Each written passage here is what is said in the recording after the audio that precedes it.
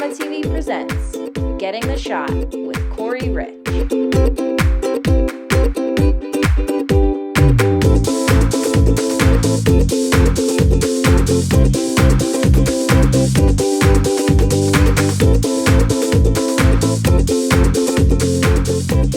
Hi, I'm Corey Rich. You're listening to Adorama TV. Adorama is the place that I go to buy all of the equipment that I use in the field, whether that's still photography equipment, video equipment, tripods, stands, lighting equipment. Bottom line, they're my one source for anything photographic, video, or lighting. Today, you are tuning in to listen to a basics of time-lapse photography. It's really going to be the overview of time-lapse photography. If you're interested in kind of that higher level, which is motion control heads, sliders, HDR time-lapse, tune in down the road because we'll do an advanced time-lapse photography video. What it really starts with is the fundamental question is, what is time-lapse photography?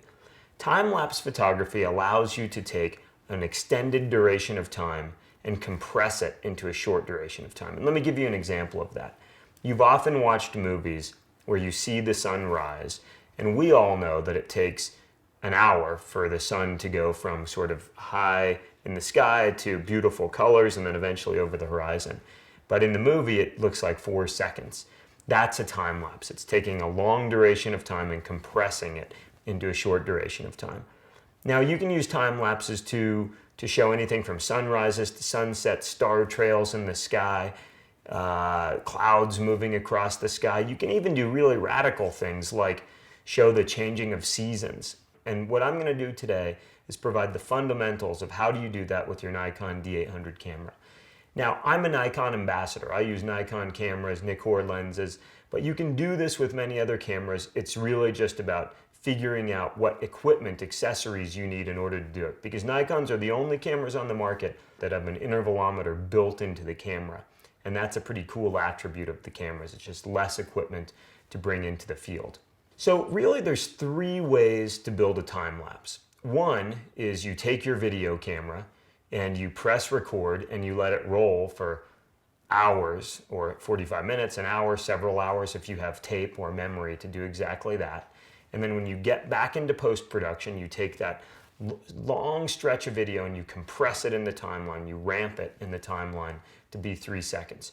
That's the most basic form of doing that. You can do that with your Nikon camera. You put it in video mode, you press record, you record for the entire record cycle, and then later you accelerate that in your timeline. The next way to do it on a Nikon camera, newer Nikon DSLR bodies, is you can actually use time-lapse photography mode. Now, what time-lapse photography mode does is the camera will actually take individual pictures. You tell it how often you want it to take that picture, and then the camera builds a video for you within the camera. So now this is important. You do not get the individual still photographs at the end of using time-lapse photography mode, but what you do get is a video file that's the correct duration of time that you can put into your final video edit. My chosen method is actually using an intervalometer. Now in Nikon cameras, it's built into the camera. I'm going to be demonstrating this on the Nikon D800, but the interval timer shooting mode allows you to actually decide how often you want to take a picture, and you get to keep the individual still images in the aftermath of building your time-lapse sequence. First decision that you need to make actually is, do you want RAW files or do you want JPEGs? I'm always a believer in go for the RAW files. Make sure you have enough memory. Memory's cheap these days. I'm using SanDisk Extreme Pro cards, whether that's CF cards or SD cards. Make sure you have memory, because the worst thing that can happen is you're in the middle of the time lapse and the camera just runs out of space. So I go for RAW files. Of course, that means in the aftermath I can batch process those RAW files. I have the most control, the most information to work with. Now, the next thing that's very important to understand about shooting a time lapse is the camera really needs to be locked off or stable. A chintzy tripod is not going to do the job. I use Manfrotto tripods and heads, and I use a fairly beefy tripod, in fact, when I'm shooting time lapses. Oftentimes I'll set the tripod fairly low to the ground, or I'll even weight the tripod to make sure that it's not blowing in the wind. And in fact, I'll take the camera strap off of my Nikon D800 just to make sure it's one less thing that's blowing in the wind and can actually affect the camera. I don't want the camera moving subtly because you'll see that in the aftermath. Now, one of the most common mistakes people make when they first go and shoot a time lapse is they leave their camera in autofocus mode. And every time the camera goes to take a picture, the camera searches for focus and sometimes gets lost in focus or focuses on a cloud or a bush in the foreground. You're going to pre-focus your camera, and then you're going to put the camera into manual focus mode. You can do that on your lens, or you can do that on the camera body. The next decision that you're going to make is around exposure. Do you want to be in manual exposure or an auto exposure mode? Now, the advantage to manual exposure, for example, when shooting in bright sun, is you know what that exposure is. The clouds are moving through the sky, big puffy clouds. You expose for the highlights and you just let the camera rip, and the camera never gets fooled by going in and out of shadows. Now, during a sunrise or a sunset, the advantage to a manual mode is that it allows the sky to go from bright to dark or from dark to bright. Now, on the other hand, the beauty of an automated mode is that it allows you to shoot a time lapse, for example, that transitions from daylight to sunset to the moon coming up and then seeing star trails in the sky. Let's have a look at the back of the Nikon D800 and actually go into the menu and have a look at how we set the intervalometer on the camera. You're going to go into the camera menu. There's the interval timer shooting mode. So it says choose start time, and I really like this feature. This means we can do it now, or we can actually tell the camera to start shooting the time lapse in 3 hours, 2 hours, 4 hours. So okay, so we're going to say now, and then you have a selection right now, which is the interval. And so it's really broken down by hours, minutes, seconds. Now when I roll over to the next screen, it's asking me to select the number of frames that I actually want to capture. So I want to max out. I want to shoot as many pictures as this camera will allow me to shoot. And on Nikon cameras, that's 999 photographs with using the built-in intervalometer.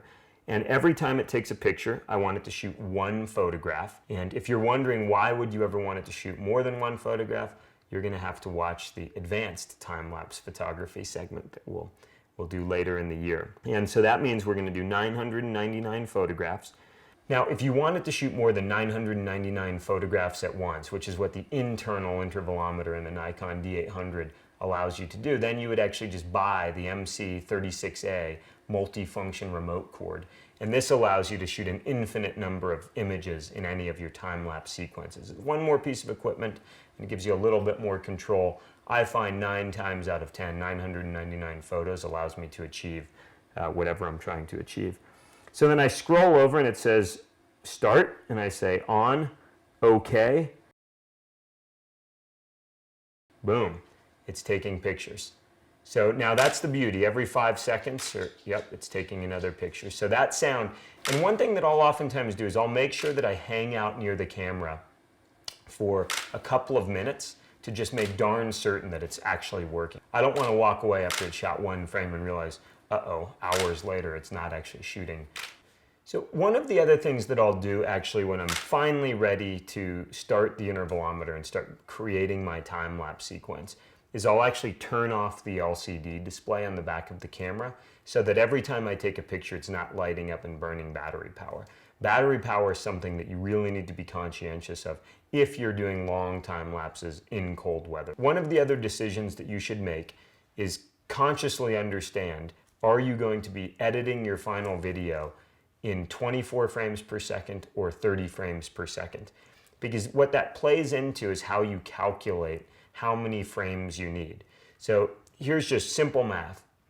If you shoot 24 frames, 24 raw photographs using the intervalometer, and you're editing in a 24 frame timeline, 24 frames per second, that means you have 1 second of time-lapse material. If you shoot 48, that means you have 2 seconds of time-lapse material at the actual standard rate.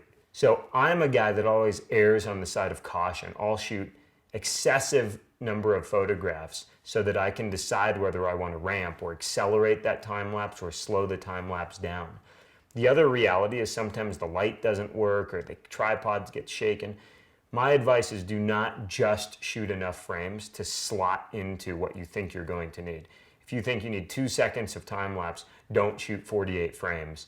Shoot 999 frames is my advice, because oftentimes you're very surprised by where the best portion of the time lapse actually occurs. Now there's cool apps that you can download on your iPhone that help you do that calculation if you're not good at arithmetic like myself. If there's one takeaway, it's get out there and experiment. Don't expect the first time lapse that you shoot to be perfect, because as you've realized listening to me pontificate here, there's a lot of things that you need to remember correctly. And if you screw up one, it screws up your time lapse. So that's important to remember. Get out there, experiment, have fun, go to beautiful places. Use that as your excuse so that you can capture cool time lapse sequences. And when you nail one, please send it to me via email. Send me a link. I would love to check it out. Adorama TV produces episodes like this all the time. So be sure to go to Adorama TV's YouTube channel as well as iTunes channel so that you don't miss a single episode.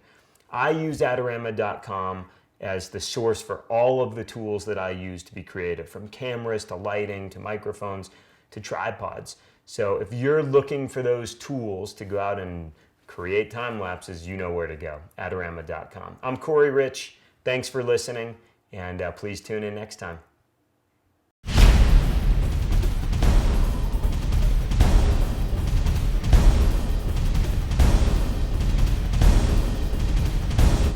Do you want great-looking prints at low cost? Be sure to visit our easy-to-use online printing service.